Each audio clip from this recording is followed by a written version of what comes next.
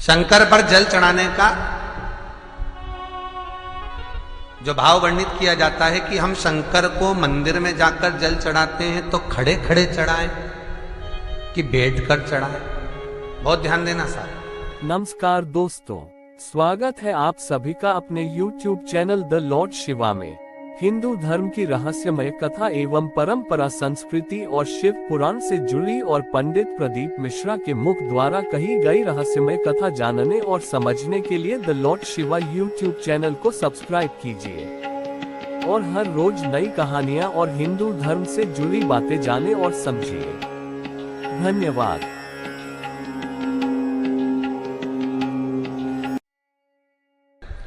शंकर पर जल चढ़ाने का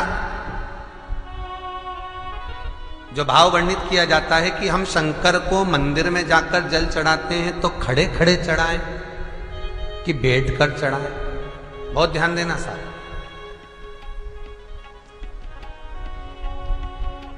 शंकर में मंदिर में जाकर हम भगवान शंकर को जल चढ़ाएं तो खड़े होकर चढ़ाएं कि बैठकर चढ़ाएं। अब दो तरह का शिवलिंग है मंदिरों में, दो तरह का शिवलिंग का निर्माण होता है, ठीक है। एक विष्णु शिवलिंग, एक शक्ति पार्वती शिवलिंग। दो तरह का शिवलिंग मंदिरों में होता है, दो तरह का शिवलिंग मंदिरों में होता है। समझ लेना बहुत अच्छी तरह से। एक शिवलिंग वो होता है जो जमीन पर डायरेक्ट जलाधारी रहती है, शिवलिंग रहता है, ऐसी जलाधारी पूरी की पूरी, और शिवलिंग जमीन पर रखा रहता है, भूमि पर रखा रहता है, डायरेक्ट जमीन पर। आप जल ले जाकर चढ़ाए, निकल गया रास्ते से। एक शिवलिंग जो जमीन पर डायरेक्ट शंकर भगवान की जलाधारी और शिवलिंग रखा रहता है, वो शक्ति शिवलिंग कहलाता है। माता पार्वती का हस्त कमल उस शिवलिंग के सम्मुख में, और दूसरा शिवलिंग एक डमरू जैसा होता है। अब वो हम उसको कैसे वर्णन, एक डमरू शिवलिंग होता है, ऐसा उसका स्टैंड होता है, ऐसा स्टैंड होता है, नीचे शिवलिंग रखने की जगह होती, फिर ऐसा होता है, फिर उसके ऊपर इस तरह शिवलिंग रखा होता है। एक दर्शन करें आप लोगों ने। अब फिर इसके ऊपर शंकर भगवान का शिवलिंग रखा होता है, ठीक है। इस तरह का जो शिवलिंग होता है, एक डायरेक्ट नीचे रखा हुआ शिवलिंग और एक भगवान जो नीचे डमरू जैसी आकृति होती है, इस पे जो डमरू जैसा जो भाग बना होता है, ये भगवान विष्णु का हस्तकमल है, और ऊपर का जो भाग है वो भगवान ब्रह्मा का हस्तकमल है। इसको विष्णु शिवलिंग कहते हैं।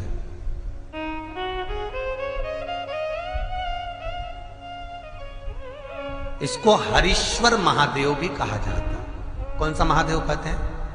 हरि सर्वेश्वर महादेव। हरीश्वर महादेव भी कहते हैं, हरि सर्वेश्वर भी कहते हैं।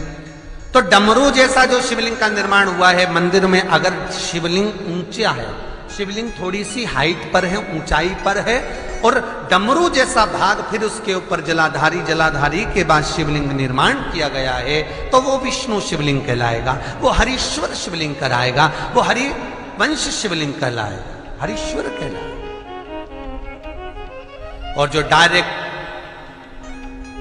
सीधे जो रखा हुआ है, 12 ज्योतिर्लिंग के अगर आप दर्शन करेंगे तो कहीं पर भी आपको विष्णु शिवलिंग नहीं मिलेगा, केवल एक नागेश्वर को छोड़कर। कहां पर छोड़कर? जम के बोलिए। केवल एक नागेश्वर,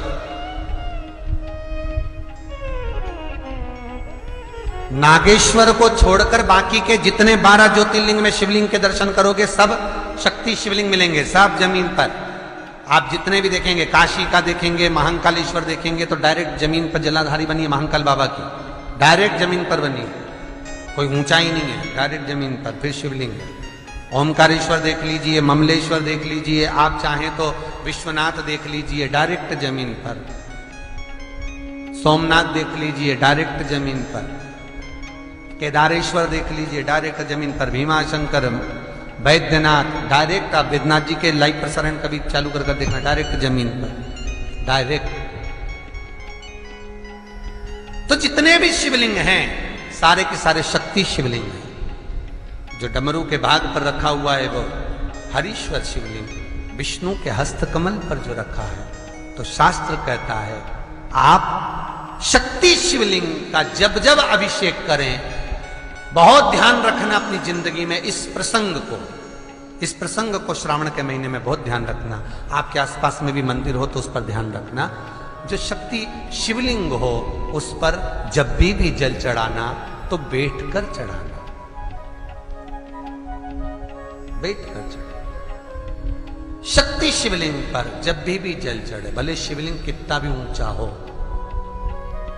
कितना भी ऊंचा हो, तो संघी से चढ़ा दो, पर जल बैठकर चढ़ाइए। भले शिवलिंग ऊपर है, पूरा तरह से हाथ नहीं पहुंचा, जैसे सोमनाथ जी में अब शिवलिंग कितना बड़ा है, महाकालेश्वर का शिवलिंग कितना बड़ा है, तो उसको तो बैठकर स्नान नहीं करा सकते। भले शिवलिंग कितना भी ऊंचा हो, पर अगर भूमि टच है, शिवलिंग अगर भूमि टच है, शक्ति शिवलिंग है, तो भले आधा शिवलिंग नहाए, आधे पर पानी जाए, पर बैठकर ही स्नान कराया जाता है। और महाराज यदि हरीश्वर शिवलिंग है, अर्थात भगवान विष्णु के हस्त कमल पर, ब्रह्मा के हस्त कमल पर यदि शिवलिंग है, तो वो शिवलिंग का जब भी स्नान कराएंगे, अभिषेक कराएंगे, पूजन कराएंगे, तो खड़े होकर ही करना है। और खड़े होने का भी तरीका होता है, दोनों चरण बराबर में रखकर कभी भी शंकर भगवान के शिवलिंग का स्नान नहीं कराया जाता। महाराज दोनों चरण बराबर रखकर, अगर हरीश्वर शिवलिंग है, किसी मंदिर में शंकर को जल चढ़ाने के लिए आप गए हो और शंकर को जल चढ़ा रहे हो, तो हरीश्वर अगर शिवलिंग है तो दोनों पांव बराबर रखकर नहीं, एक सीधा चरण थोड़ा सा आगे रखिए और उल्टा चरण थोड़ा सा पीछे रखकर भगवान शंकर का जलाभिषेक करने पर लक्ष्मी जैसे अपने चरण रहते हैं, भगवान शंकर उसी तरह से लक्ष्मी को दौड़ाते हुए अपने घर में प्रवेश करा। लक्ष्मी भागती हुई, अगर जो पुष्टि मार्ग से जुड़े होंगे, जो भगवान ठाकुर जी की सेवा करते हैं, पुष्टि मार्ग से जुड़े हों, श्रीमद वल्लभाचार्य जी से, वल्लभ कुल बालकों से जिनका ब्रह्म संबंध हुआ है, ऐसे अगर जीव हैं, वैष्णव जीव हैं, तो वो दर्शन करते होंगे ठाकुर जी, यमुना जी और महाप्रभु जी का। तो कैसा दर्शन करेंगे? श्रीनाथ जी का दर्शन करेंगे तो दोनों पांव श्री जी बाबा के, मेरे ठाकुर जी के बराबर पर है, नाथ द्वारा वाले श्री जी बाबा के, गोवर्धन नाथ जी के दोनों पांव चरण बराबर। श्रीमद वल्लभाचार्य जी का दर्शन करेंगे तो दोनों चरण बराबर के फोटो में मिलेंगे। पर यमुना जी का अगर आप दर्शन करेंगे, पटरानी यमुना जी का जब दर्शन करेंगे, तो यमुना जी का चित्र का दर्शन करेंगे, तो यमुना हमेशा एक पांव यमुना जी का आगे मिलता है। क्यों? जो वैष्णव ठाकुर का दर्शन करे, श्रीमद वल्लभाचार्य जी के अनुसार भगवत चर्चा करे, उसके यहाँ यमुना भक्ति निरंतर प्रवेश करती जाए, इसलिए भागता हुआ चरण, दौड़ता।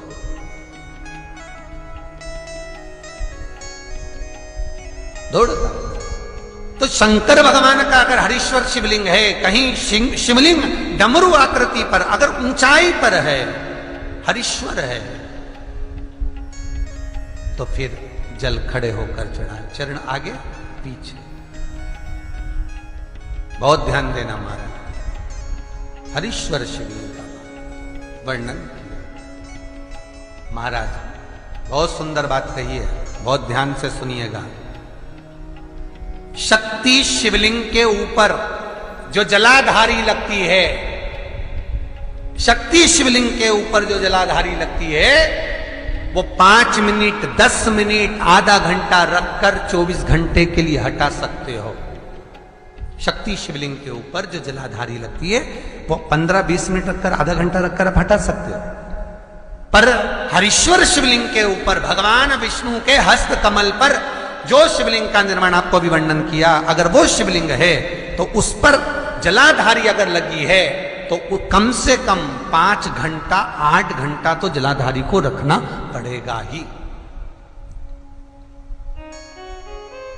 बहुत ध्यान दीजिए महाराज, शंकर जी की प्राण प्रतिष्ठा करते समय, शंकर जी की स्थापना करते समय, शंकर जी को प्राण प्रतिष्ठित करते समय एक एक चीज का ध्यान करना पड़ता है कि हमें कैसा शिवलिंग रखना है, कौन सा शिवलिंग रखना है, कैसे स्थापना करना है, किस भाव का होना चाहिए। शंकर के मंदिर में शंकर जी विराजे हैं तो गणेश जी, कार्तिकेय और पार्वती की मुद्रा कैसी होना चाहिए, गणेश जी कौन सी सूंड का होना चाहिए।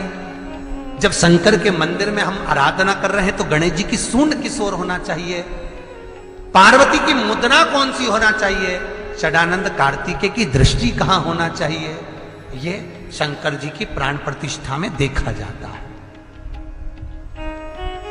केवल मूर्ति वाले ने बाजार में मूर्ति बनाकर बेच दी और तुम गए हमें शंकर जी का परिवार दे दो, हमारे मंदिर है छोटा सा, मैं वहां प्रतिष्ठा करना है, तुम बाजार में गए और शंकर जी का परिवार लेकर आ गए, शंकर जी लिया, कार्तिकेय लिया, पार्वती जी लिया, गणेश जी लिया और स्थापना करवा दी पंडित जी से, और बाद में बोली हमको थोड़ी कष्ट हो रहा है, हमको थोड़ी तकलीफ हो रही है, कहीं ये हम जब से लाए इससे तो नहीं हो रही, कहीं इससे तो नहीं, गलती तुम्हारी है, तुम तो बस गई और लेकर आ गई। यहां तक शिव महापुराण की कथा कहती है कि तुम्हारे घर की मूर्ति जितनी पुरानी होती है उतना सुख देती है। आपको पहले भी कथा में कहा, दिया और मूर्त पुरानी होगी चलेगी।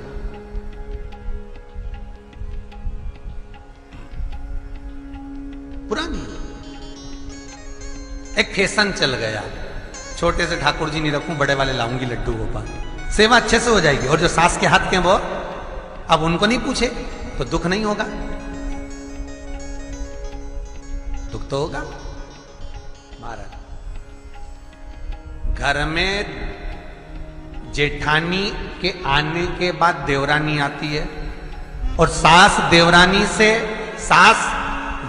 से बहुत लाड लड़ाती है, छोटी बहू है, ले साड़ी पहन ले, ये ले रकम ले, ये ले हैं। सास जब छोटी को बहुत कुछ करती है तो जेठानी का जीवड़ा जलता कि नहीं जलता, बोला तो सही थोड़ा बहुत तो लगे, बताओ हमको तो कभी नहीं करा, हमको तो ऐसा कर ही नहीं, हमको तो ऐसा कर ही नहीं।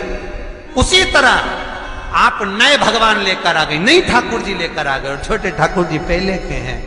भगवान को लगता है बताओ नए से लाड लड़ा रही, उसको वस्त्र पहना रही, आभूषण पहना रही, मुझे आभूषण तक नहीं, वस्त्र नहीं, जैसे हैं वैसे लुढ़क जाते हैं, कौन पहनाए। कोई ने कहा इनको क्यों नहीं पहनाती, छोटे हैं पहनाते नहीं बनता, भाव से पहनाओगे सब पहने।